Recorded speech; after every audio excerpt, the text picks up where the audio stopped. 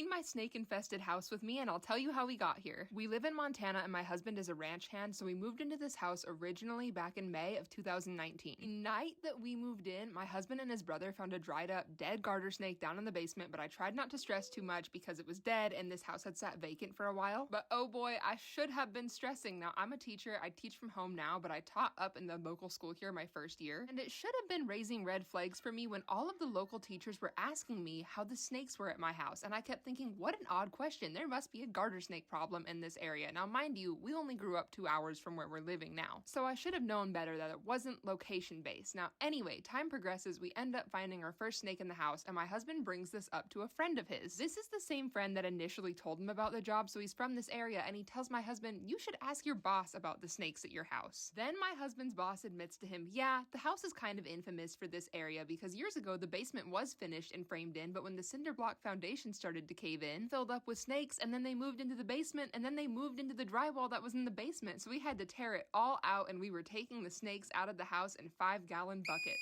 Needless to say, when we heard that story, we were horrified, but it explained why we are in the situation that we are in.